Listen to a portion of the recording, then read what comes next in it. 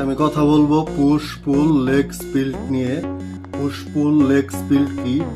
Push হচ্ছে যেগুলো আমরা পুশ করি, এইভাবে যেগুলো আমরা পুশ করি, মানে চেস্ট প্রেস, ট্রাইসেপ, তারপরে হচ্ছে শোল্ডার, মানে যে এক্সারসাইজ গুলো আপনাকে পুশ করতে হয়, মানে হাত দিয়ে ধাক্কা দিতে হয়, যে এক্সারসাইজ গুলো হাত দিয়ে ধাক্কা দিতে হয়, পুশ করতে হয়, সেগুলো পুশ এক্সারসাইজ।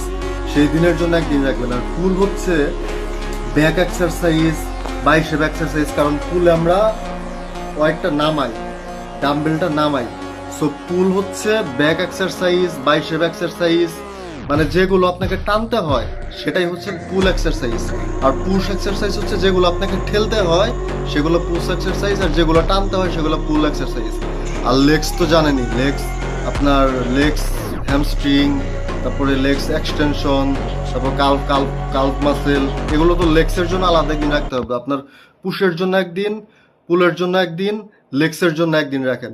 পুশ পুল লেগ স্পিল বলতে আমরা বুঝি একদিন পুশ, সেদিন শুধুমাত্র পুশের ওয়ার্কআউট গুলোই হবে, যেমন পুশ আপ, তারপরে হচ্ছে বেঞ্চ প্রেস, মানে যতগুলো পুশের আইটেম আছে সবগুলো পুশের দিন হবে।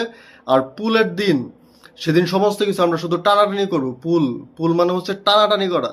সো টানাটানির যত ওয়ার্কআউট আছে সেটা হচ্ছে পুল এক্সারসাইজ। আর লেগসের দিন আপনি লেগসের নর্মাল এক্সারসাইজ করেন, এটাই পুশ পুল স্প্লিট স্পিল্ড।